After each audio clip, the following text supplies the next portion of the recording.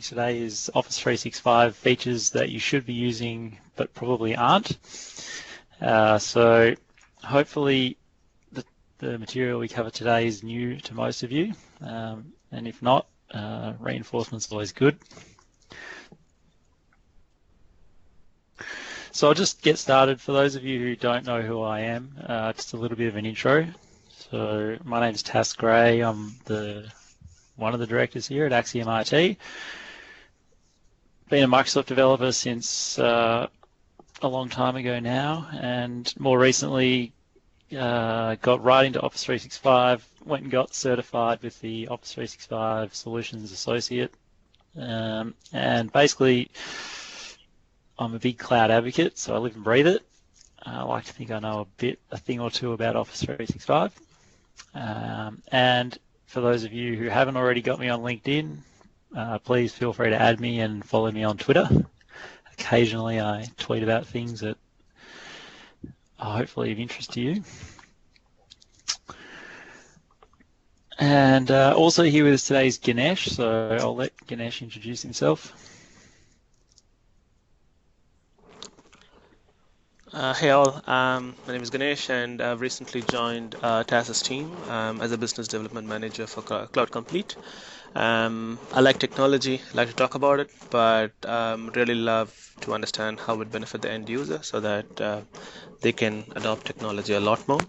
And I'm known to be a patient listener, so which you will get to see in the calls to come, in the conversations to come. Thank you all.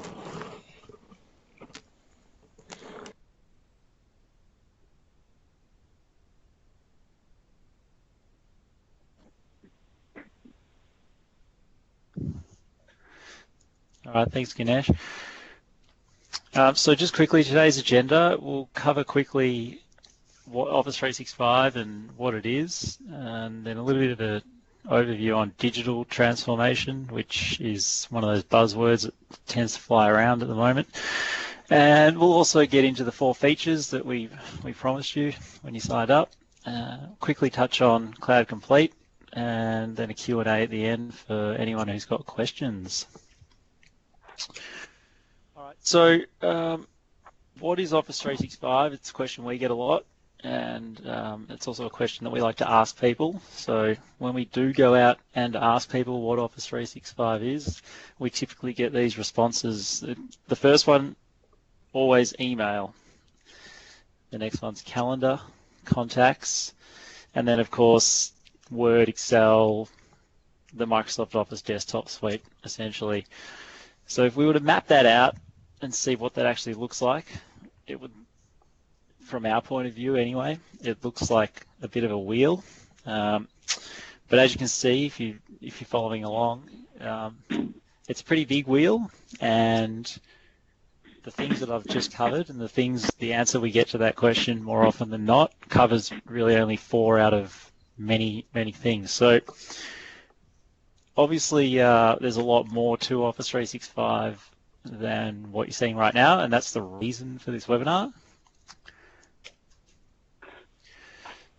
But in fact, if you are under the impression that it is only email, calendar, contacts, and desktop apps, then I've got good news for you, because it is in fact much more. So the bigger picture looks something like this. And I'll just give you a second to take that in.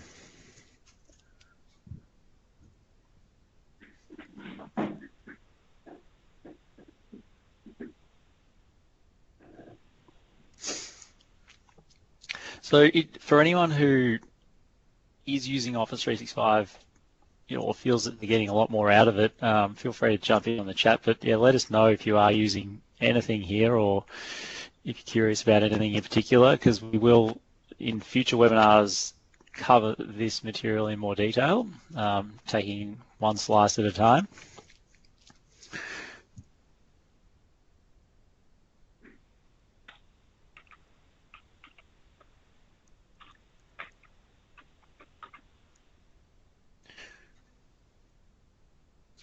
So, and then obviously when we look at this, there's a lot here, but I guess a good question we need to ask ourselves is, if we are just using Office 365 for the basic things like email, and we have all these other things available to us, then the question we need to ask ourselves is, why do we want to use all these other features? Microsoft have gone out and developed all of this stuff. We need to be taking advantage of it. Ganesh, we've got some feedback. Can you try and mute that person?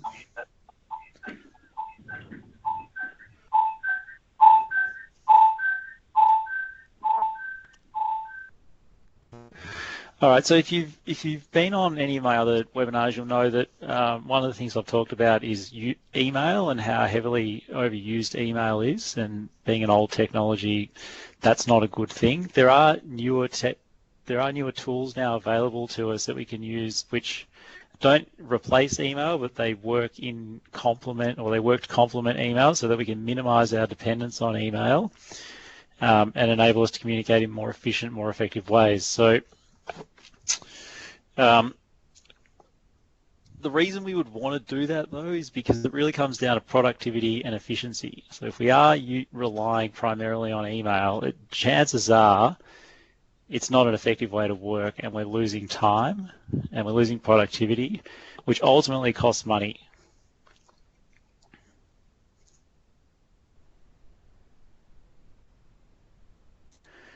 So what they say is that by using social technologies, which are things like instant messaging, group chat, and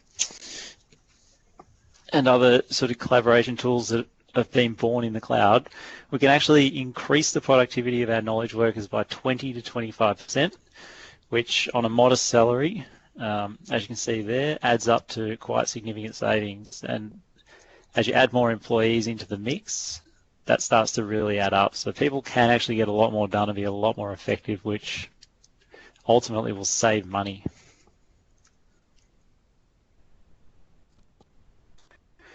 So this obviously ties in then to that buzzword I mentioned earlier, which is digital transformation. I'm sure we've all heard this in recent times, and we'll probably continue to hear that, for the next 5 years. So the question is really, what is digital transformation, and why do we want to do it? So given that it is such a broad term, for the context of I guess where we sit at Cloud Complete and what we're trying to do, we're looking at it as taking this wheel of Office 365 and turning it from what's in the left into what's on the right. So essentially enabling your business to use all of these tools to become more productive.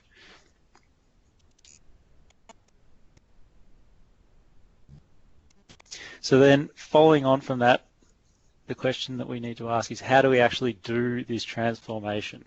So assuming that we understand what it is and we've bought into this idea that we want to transform our business, we need a strategy for how to actually do that. So on a very high level, it sort of looks like this. So it begins with awareness. So if we are doing things the old way, we need to become aware that that's maybe not the right way of doing things anymore, and we need to start looking at other ways. The fact that you're here today is an indication that you're probably aware that something's changed and that you maybe need to do something, which is an indication that you're on the right track.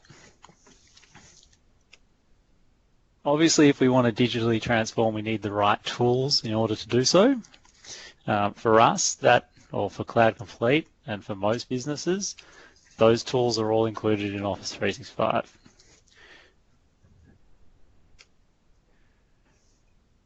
The next thing we need to do is make a commitment. So that commitment is a commitment to change in the business. So if we don't commit to change, it won't happen. Why won't it happen? Because changing is difficult. It won't be easy, but we have to commit in order to get there. And following on from that commitment, we need a cultural change. So we need the people in the business to adopt a mindset of, is there a better way? There has to be a better way. Let's find a better way. Let's stop wasting time. And then we need education. So we need to educate ourselves and our staff on how we can do this. And in today's day and age with the internet, that's never been easier. So if we want to learn how to do something, there'll be a YouTube video, there'll be a web page on it.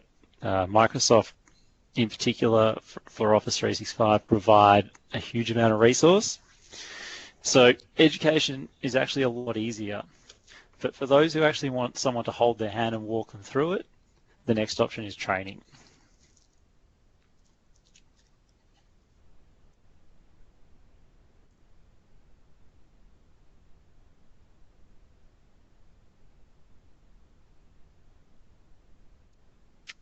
So that's a little overview of digital transformation. We won't go into that in any more detail, but it's a good thing to be aware of. Now, as I said earlier, we were going to show you 4 features in Office 365 today that you're probably not using that you may want to use. So the first thing that we've got up is OneDrive for Business. Is there anyone out there who's actually using OneDrive for Business? Feel free to jump in on the chat. Simon, good.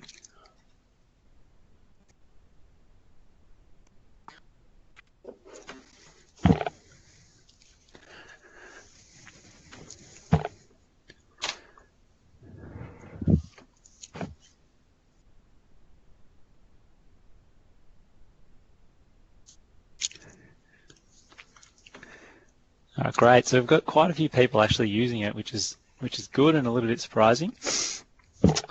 So, I mean, for those of you who don't know what OneDrive for Business is,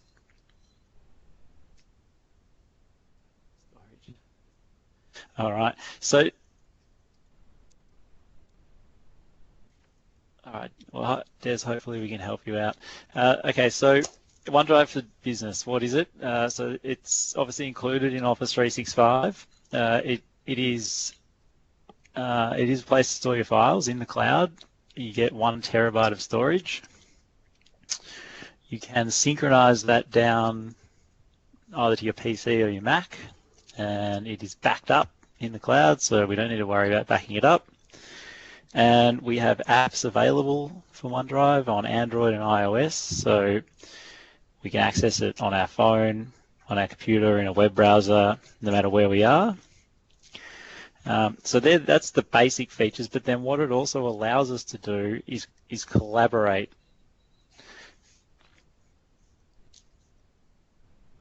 So hopefully when I say collaborate, some or all of us understand what I mean, but what we'll do is we'll jump in and we'll actually show you today what I mean by collaboration.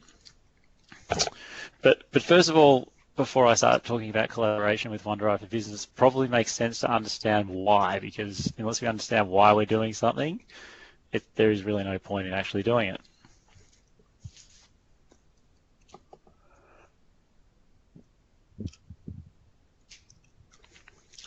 So one of the biggest problems, or maybe not a problem, but one of the biggest trends we see in collaboration, or strategies for collaboration, I should say, is emailing documents backwards and forwards. So probably this happens more with external people external to your organization. And essentially what happens is someone creates a document, they might save it on their desktop or they might save it on the network drive. They then email a copy to someone, they make some changes, it gets sent back. The changes potentially have to be merged. If there are multiple people, then multiple merges are required, and quite often things get lost or left out, which can be quite a messy process. So if we're doing that, that's a huge waste of time. We want to eliminate that, and that's where collaboration comes into play. So when we use a cloud-based storage solution like OneDrive for Business, it enables us to use what's called a single source of truth, which means we have 1 copy of the file and 1 copy only. And rather than sending that file backwards and forwards, we all edit the same copy. Now, traditionally, this hasn't been possible because files were typically saved on a network drive, and when a user opened a file, it became locked. So you then had to either create a copy or wait for that user to get out. However, in OneDrive, we don't have that problem anymore.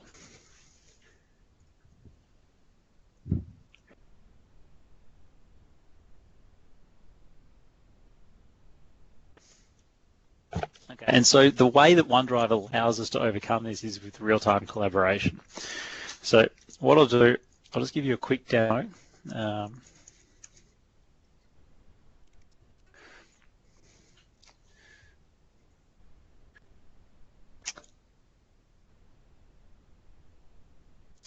So what I've done here, for those of you who are not familiar with Office 365, this is actually the Office 365 portal. And what I've got up here is my own OneDrive. So as you can see, it looks a lot like your Windows File Explorer, only it's in a browser. I do also have my OneDrive synchronized down to my desktop, which I'll just bring up for you. So as you can see, it's more or less the same thing, only it's in Windows Explorer. So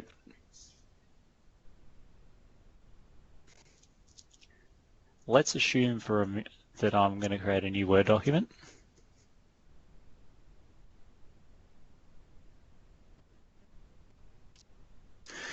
And this document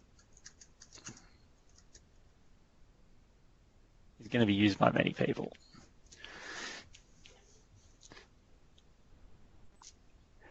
What I might like to do in a collaboration scenario is share this document with Ganesh. So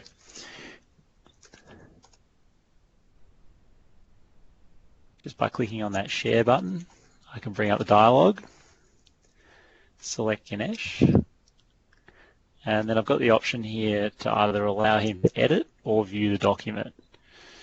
Given that we're collaborating, he'll need to edit it. And I'll just include a message here.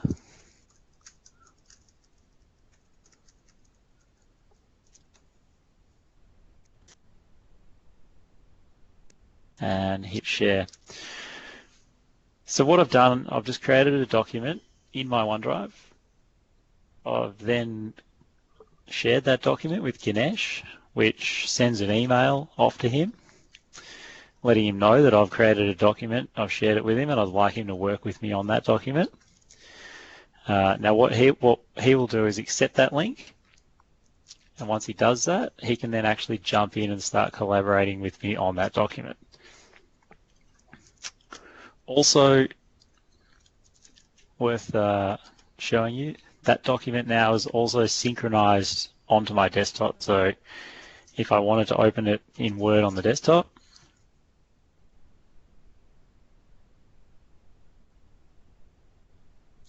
I can do that too.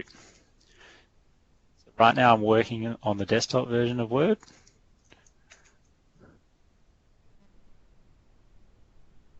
And you can see here that if you look closely up the top, Ganesh has come in and made some changes to that document. I'm also in the document.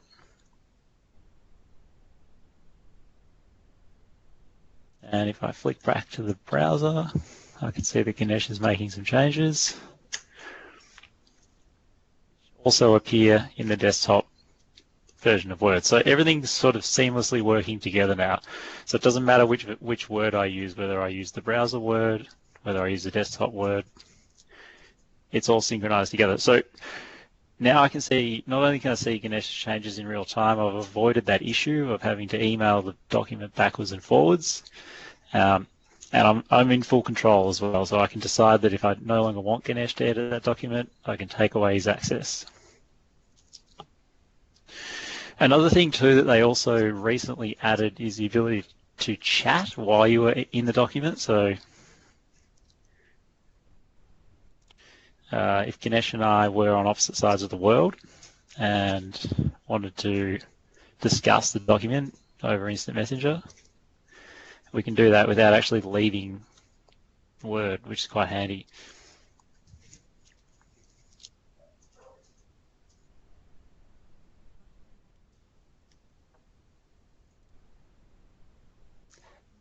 And there you go. All right. Has anyone got any questions on that?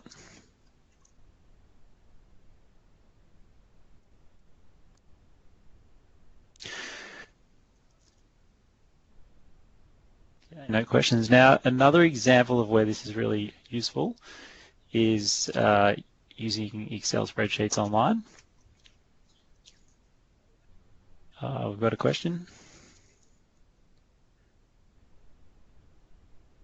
Okay, so does this work for external people to your organization or just internal? No, it works externally as well.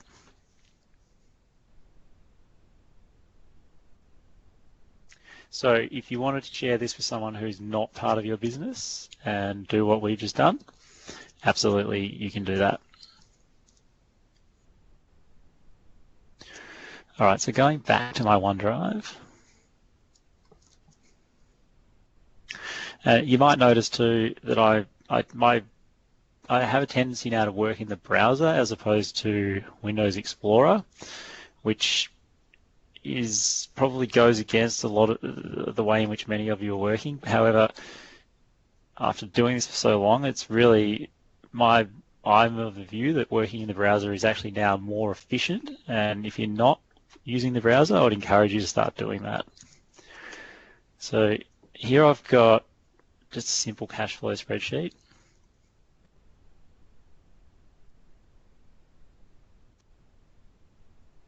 Again, saved in my OneDrive. Now, if Ganesh was to jump in, I'm not sure if I've shared this with him or not. And just to show you again how easy it is to share something.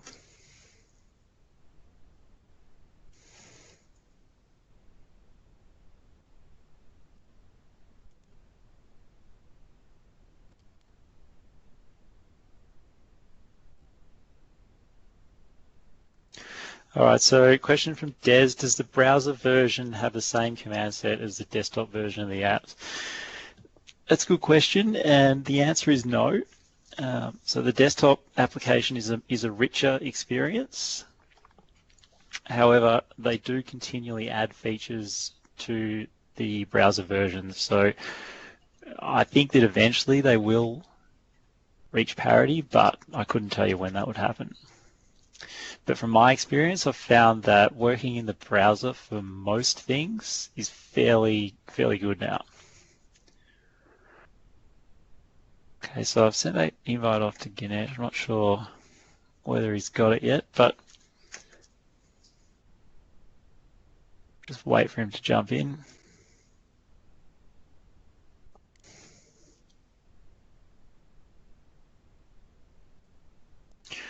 Okay, Simon, so I'd say that that's got something to do with the regional settings in Office 365, which you can change.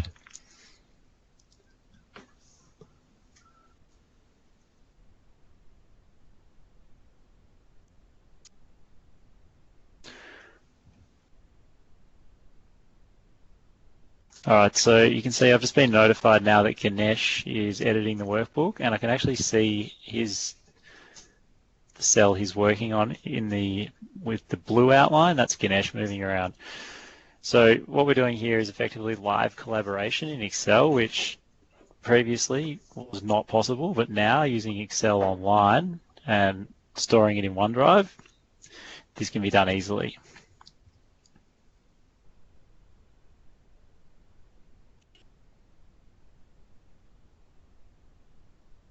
All right, so that's collaboration in OneDrive.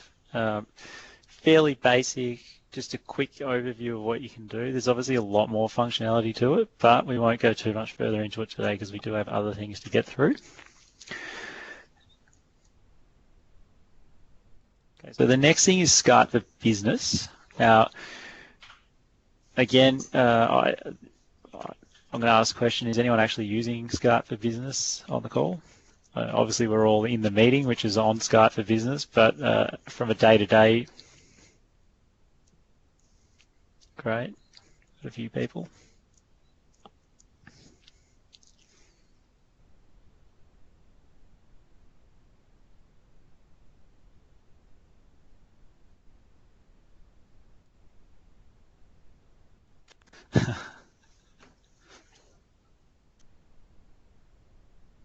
All right, good. So, all right, so some people are using it, some are not.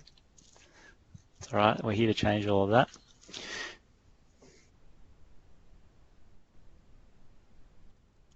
All right, so I mean, the benefits of instant messaging are probably obvious to most of us. It's been around for, well, I would say over 20 years. Maybe I'm not sure if anyone remembers, but when I was younger, ICQ was the thing to come along that was rather popular. Anyhow, we probably all use instant messaging on a daily basis. If we use Facebook, we're probably using Facebook chat, things like that. So there's nothing really new about instant messaging, but it does obviously bring a lot of benefits, which is, first and foremost, it does, in a business context or even in a personal context, it can reduce our dependence on email because we have got the option just to chat, or we can do audio and video calling.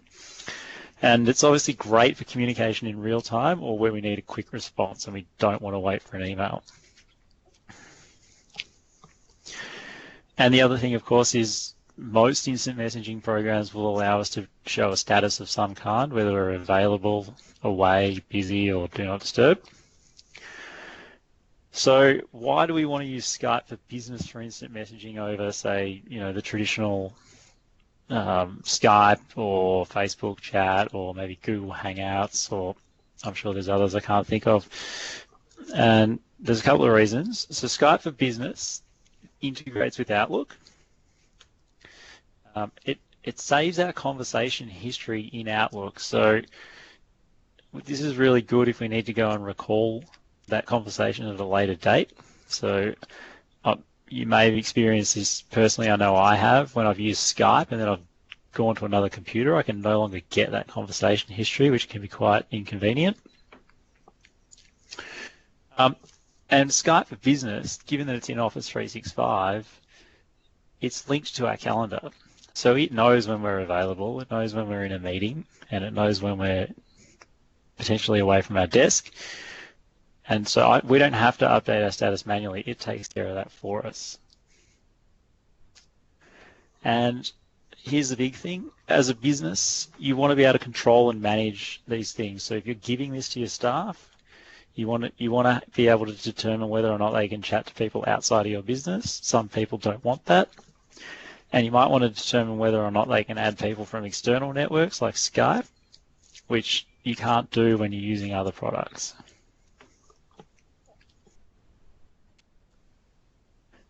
Skype for Business has apps for iOS and Android, which means you don't necessarily need to be on a computer to use it. And the biggest benefit, as I see it, is that it's there, it's free in Office 365. So if you are already on Office 365, you don't have to pay anything to start using it. All you need to do is sign in.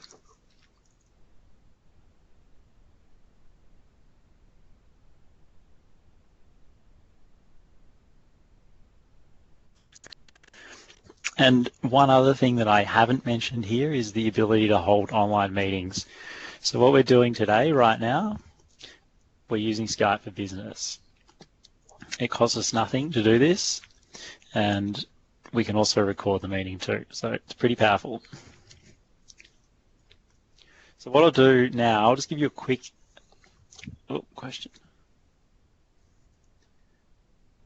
Okay, so Des, can I Skype for Business with someone on Skype Personal?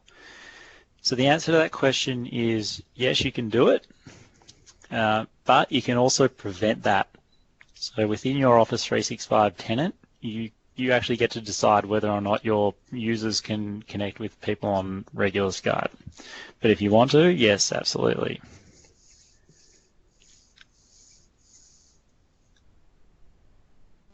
Yeah, and Simon's just made a good point here. So you can actually use Skype for Business to present your desktop, and then you can allow people to take control. So it is a remote access kind of tool as well.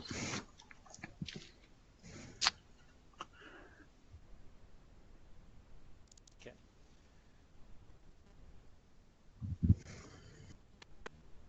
So what I'll do, I'll just give you a quick overview. So my Skype looks a little bit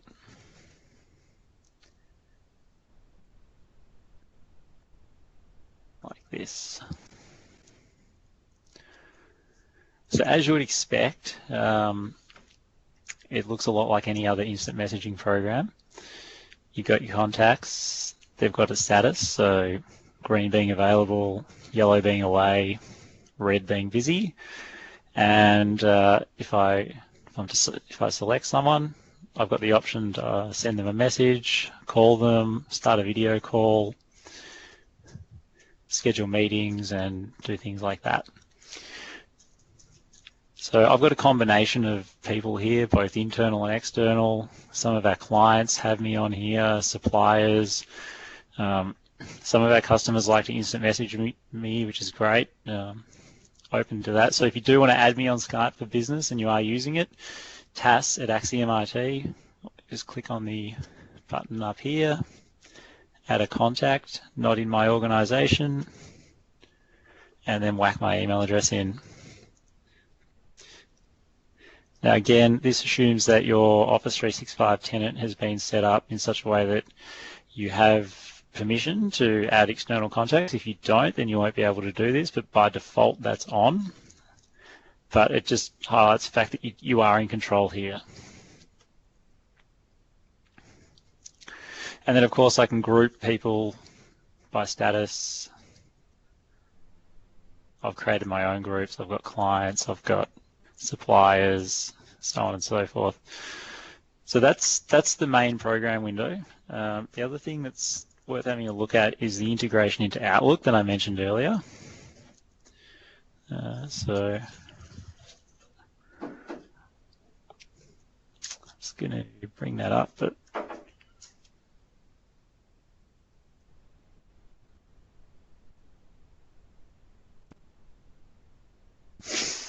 okay, so first things first, the conversation history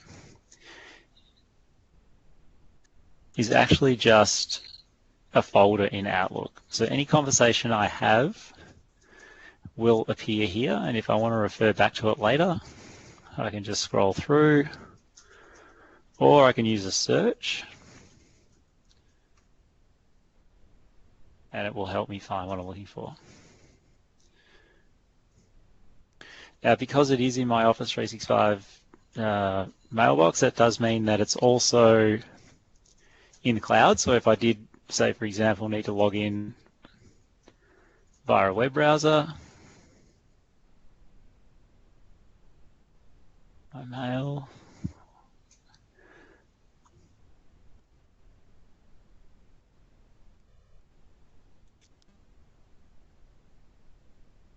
I'll let that load and come back to it. Here we go. It's there for me in the cloud in a browser as well, which again is handy if I don't have my regular computer. Okay, going back to the integration, let's have a look. I'll see if I can find someone. Okay.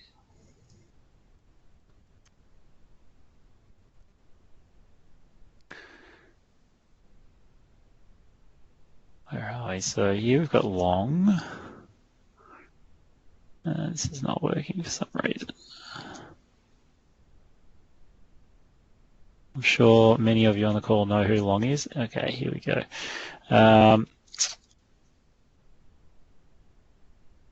Just try to hide the content of this email. Anyway, okay, here we go. So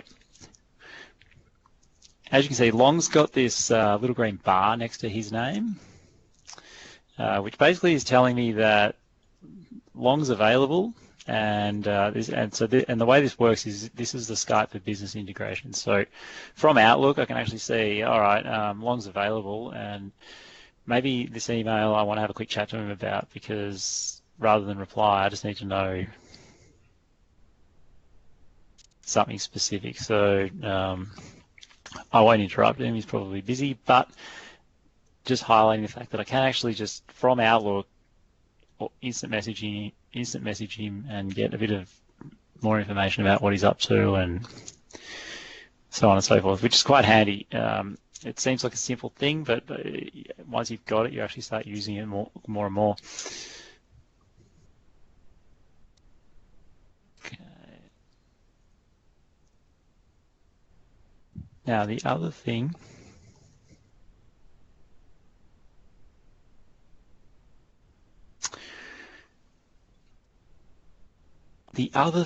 that's worth mentioning, which I can't really demonstrate for you today, but it's the unified communications aspect of it. So because Skype for Business is available on the iPhone, Android, and iPad, computer, any device you like, the more devices you sign into, the more available you become. So if I'm signed into my phone and I'm no longer in the office, but Ganesh sends me an instant message, doesn't matter, I'll still get it on my phone. And if I want to, I can actually call him from my phone over Skype for Business.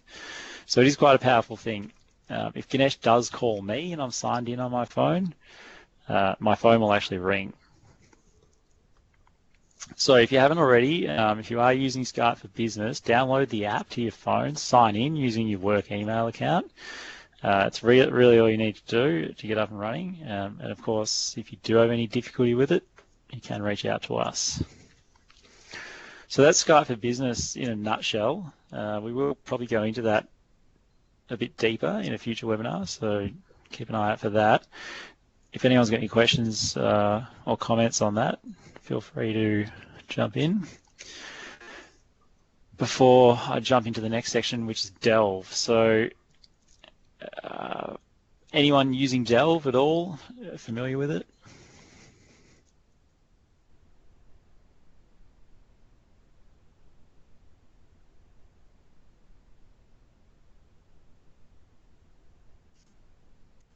All right, so given that no one's responded, I'm going to assume that no one's really using it.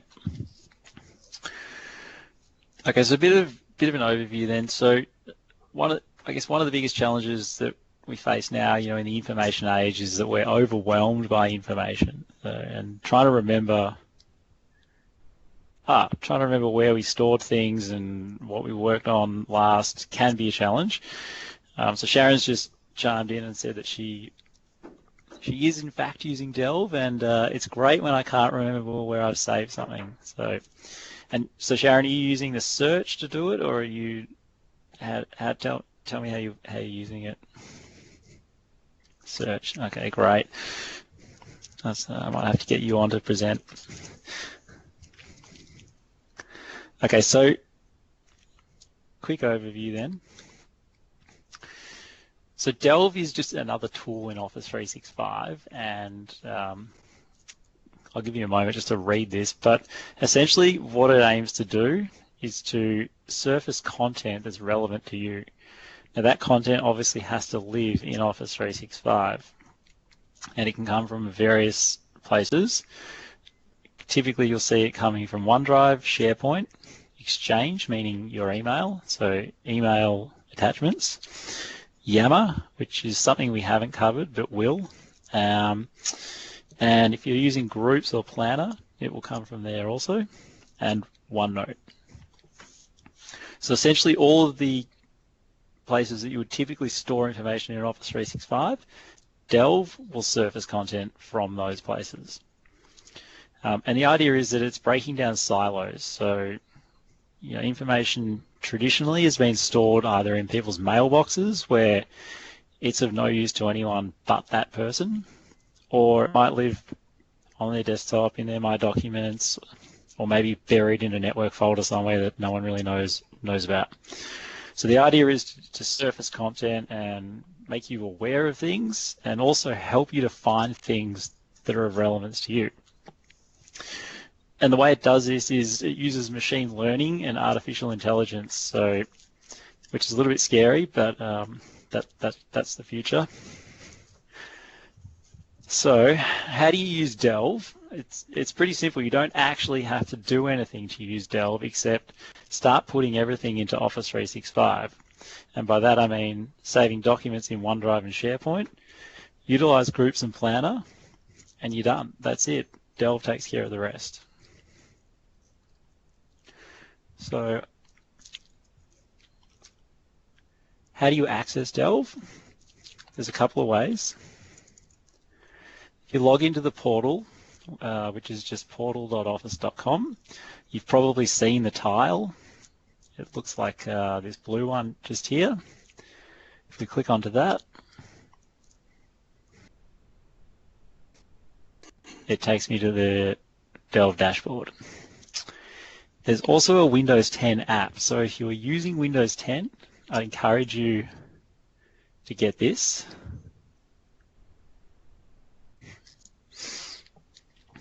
Okay, now what this is doing is it's showing me my recent documents and attachments. So you can see the document I just created with Ganesh, and you can also see the cash flow document, and you can also see the PowerPoint presentation that I'm using right now. So it knows what I'm doing, and it's surfacing that information for me. You'll also see here that on the left is my profile.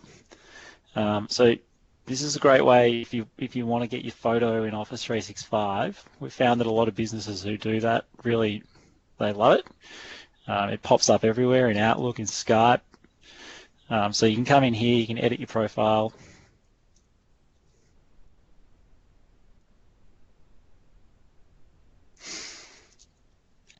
Which is, yeah, a little bit like a LinkedIn profile, but a little bit scaled back, but a good thing to do.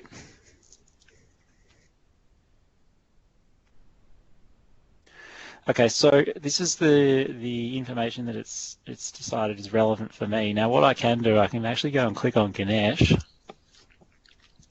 I can see what Ganesh has been working on recently, but it's only showing me information that I've got access to. So here we're looking at some OneNote notebooks.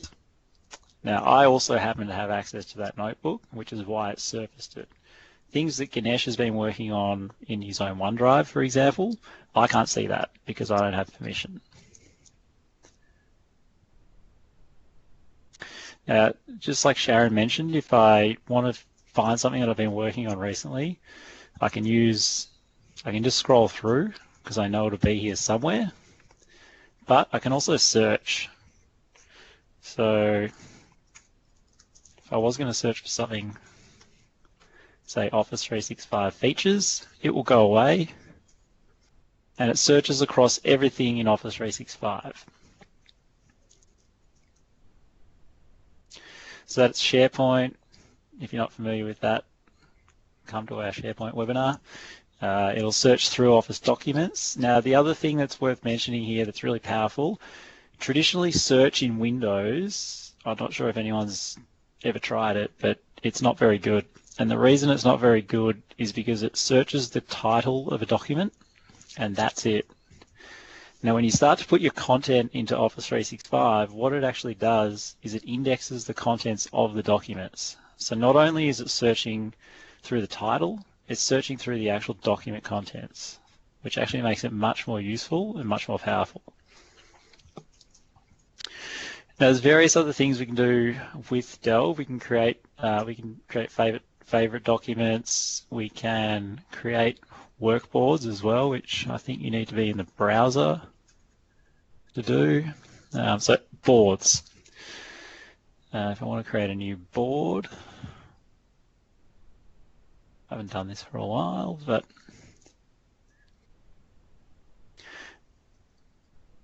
I would essentially create the board, and then this becomes open to anyone who is in Office 365. They can see the boards. I just pin documents to the board and they can access them. So it's a good way to group information. We will go into this in more detail at a later date, so I won't cover it in too much more detail today. The other thing worth noting though, there are apps available for Delve on iOS and Android, so get onto those. They're free to download. And yeah, I think I'll leave it there today. And the fourth feature, and this one is probably my favorite feature, is the Office 365 Planner. And before I jump in to the planner, I'll just open it up to questions again. So if anyone's got any questions about Delve, shout out now.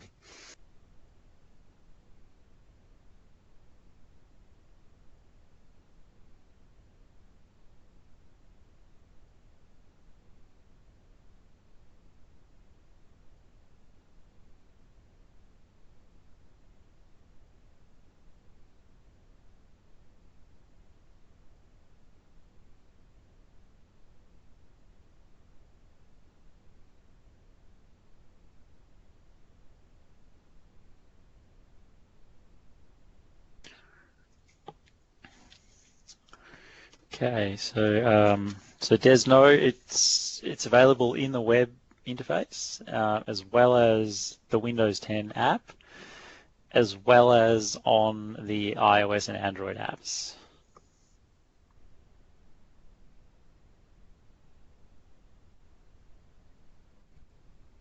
All right, so it doesn't look like anyone else has got any questions. Planner, is anyone out there using Planner?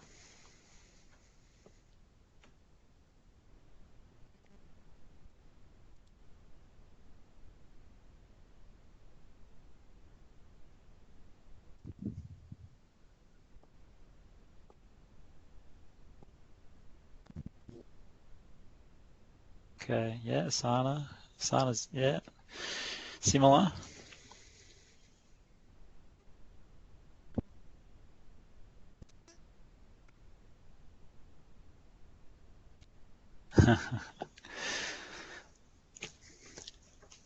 All right, so someone's just saying it's a bit harder than Trello. So Planner is effectively the same thing as Trello, although I'm not overly familiar with the features in Trello. I suspect they're fairly similar.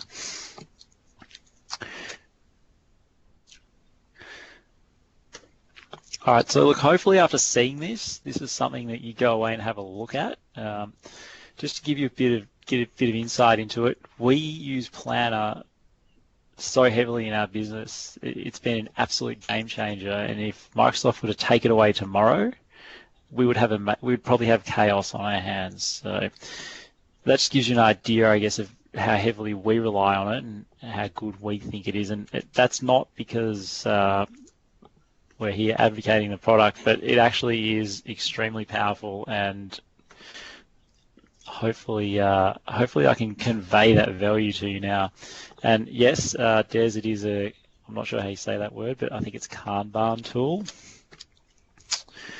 So what is it? It's a new approach to teamwork in Office 365 that's available in every plan. So again, if you're on Office 365, you've already got it. It's worth having a look.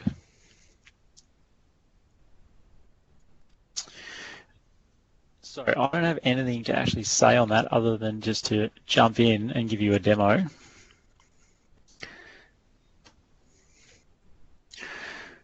So you can see here, this is the planner dashboard. I've got quite a lot of plans. I've got my favorite plans sitting across the top here. And what I'll do, I'll jump into one of the demo plans that we set up.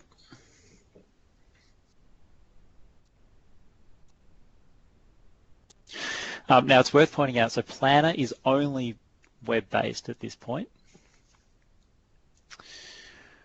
So what we're looking at here is the board, and this is the Kanban board, I think is the word. And what we're looking at here on the left and in the middle here, these are our tasks. So tasks are set up as cards, if you like, and they're organized into buckets. So we've created these buckets here. And what we can do is we can actually move tasks into different buckets. So we can sort of track the status and progress by seeing where they sit visually.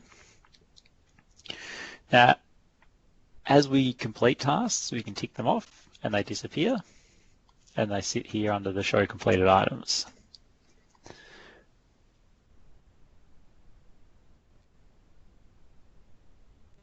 You'll also notice that on this particular task, there's a photo of Ganesh and there's a photo of me. And the reason is we've both been assigned to that task. So if I was to create a new task, learn more about Planner. If I click on it, I can actually create subtasks that are assigned to this task.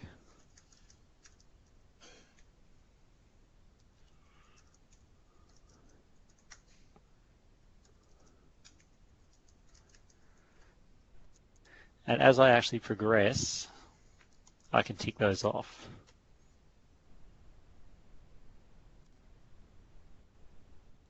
I can also type a more detailed description.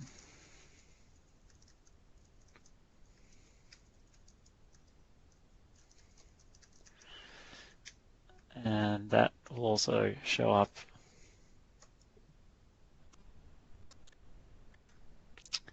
Maybe not. I will if I tick that box. There we go.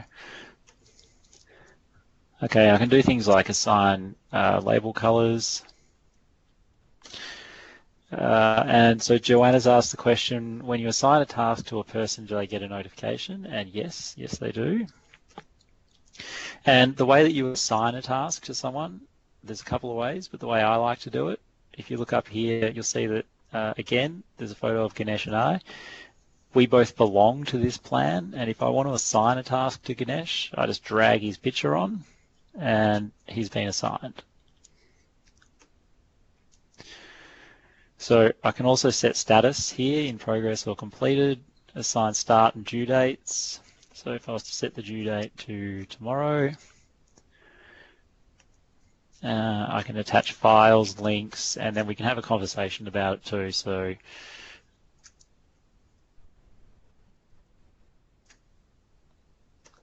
Ganesh may come in and offer to help me.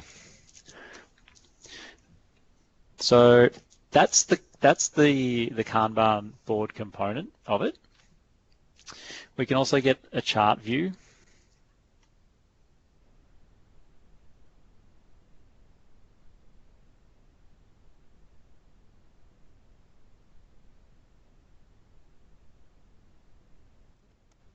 Okay, so Rebecca's asked if we can create task dependencies.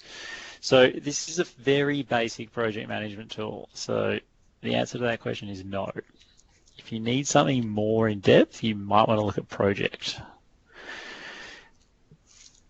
Okay, and so I can see the status of the tasks on a chart. If I was to mark it as complete, that would obviously update and it would go green, or if it was in progress, it would go blue, and so on and so forth. Go away and have a play with that. You'll find it's very intuitive. Now, the other thing that Planner gives you is a calendar. So anyone in the plan gets a calendar, and you can synchronize that calendar to Outlook. It also gives you an area to store files, so a document library.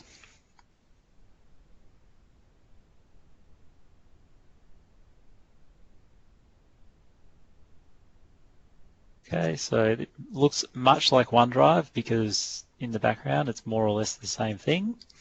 So I can add new Office documents, I can upload documents, I can add images.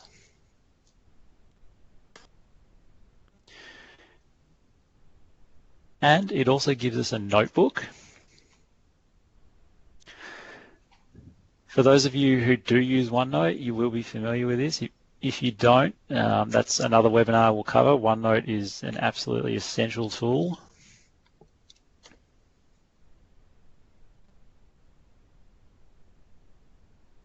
Okay, so the question from Renato is, does SharePoint do a similar thing? And the answer is yes. You can do this in SharePoint, and effectively Planner is SharePoint in the background. They've just put a nice user-friendly interface on the top of it. Now, I could probably talk about this for another half an hour, but I won't because we're running out of time. I need to hand over to Ganesh. But again, I will say, if you haven't played with this, it should be there in your tenant now. Go in, look. If you click on the app launcher, you'll see Planner shows up. The best way to get started is quite literally just to go and get started.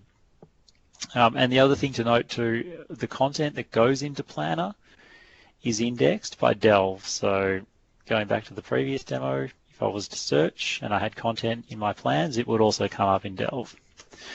All right, so I've talked enough. I hope that you found the demo to be useful.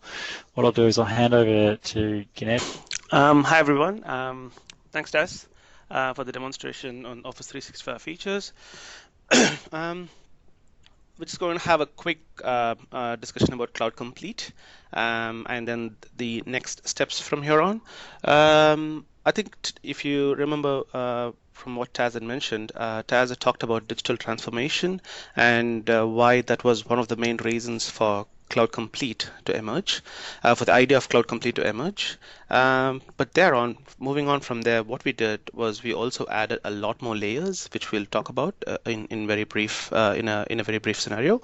So the idea expanded into a solution to help move businesses onto the cloud.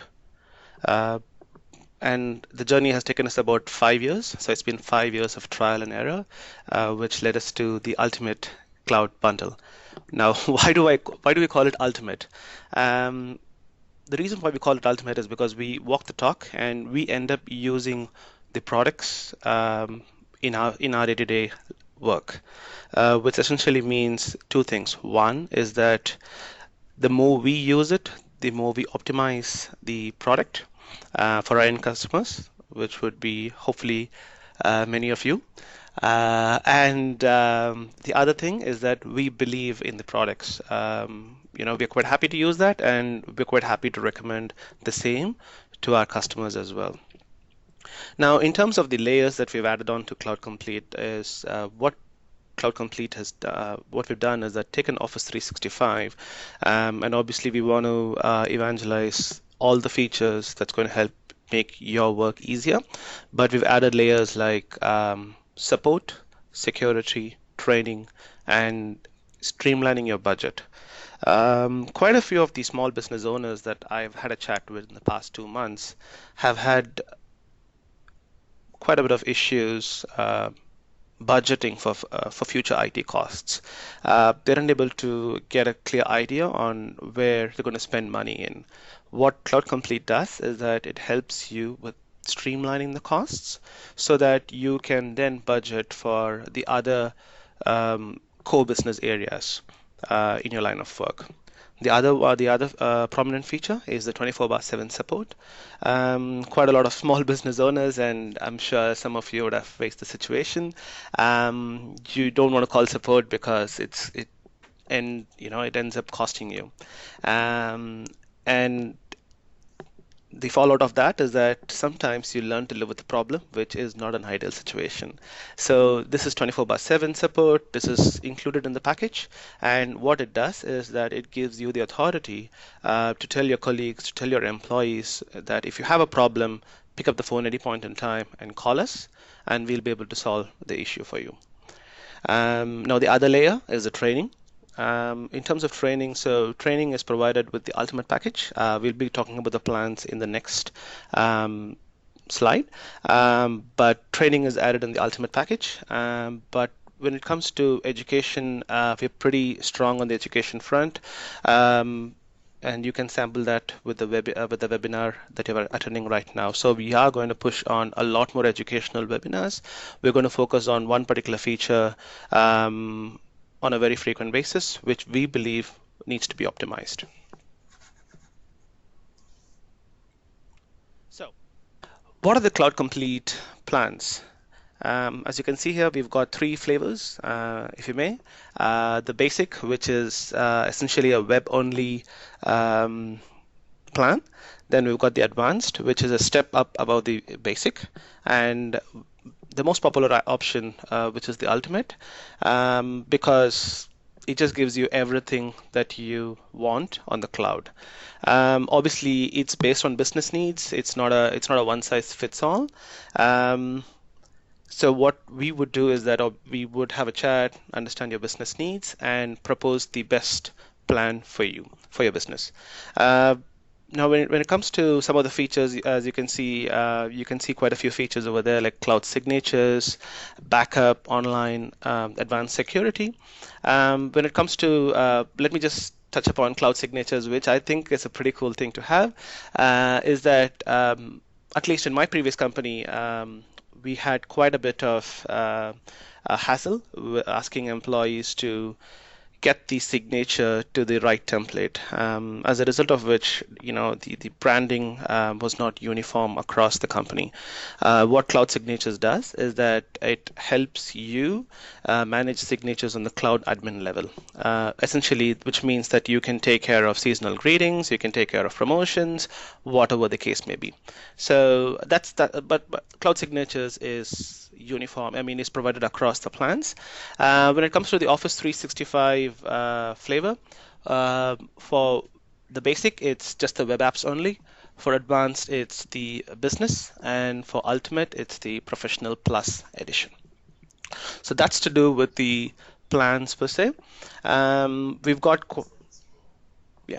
Now, some of the features might change, but what remains consistent across all the plans is the security that you get, the cloud-based security, and the 24/7 support. So that's consistent across all plans. Now, if you have any questions with the plans, with what you can see, just type it in the chat window, and I'll be happy to answer that.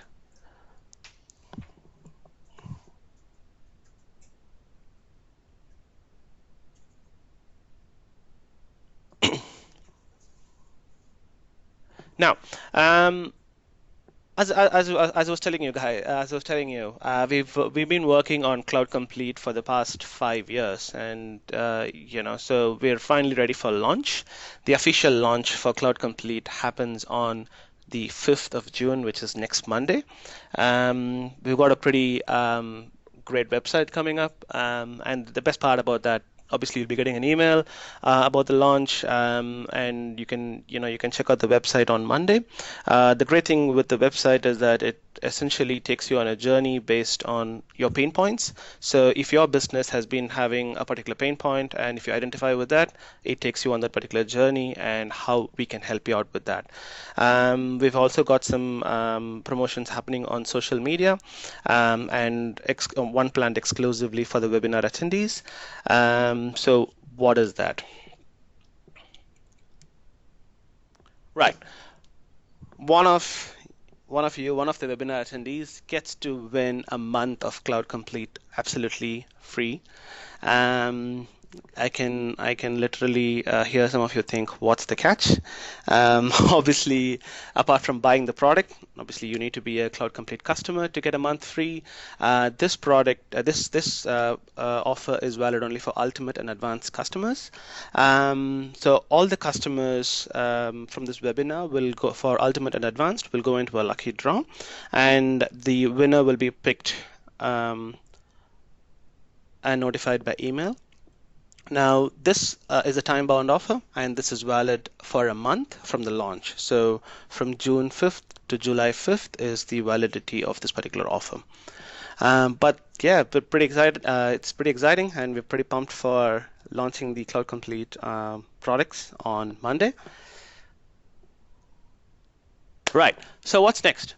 All people who've registered for this session will get a recording of the webinar.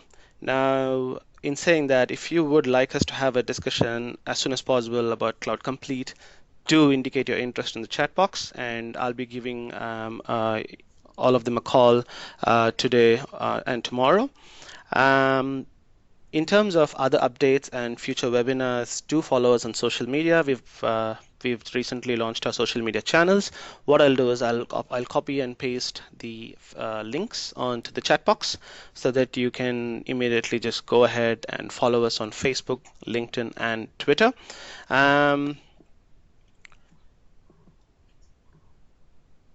Yep. If there are any more questions, feel free to type them out in the chat box right now, and we'll be happy to answer that for you. Over to you, Tess.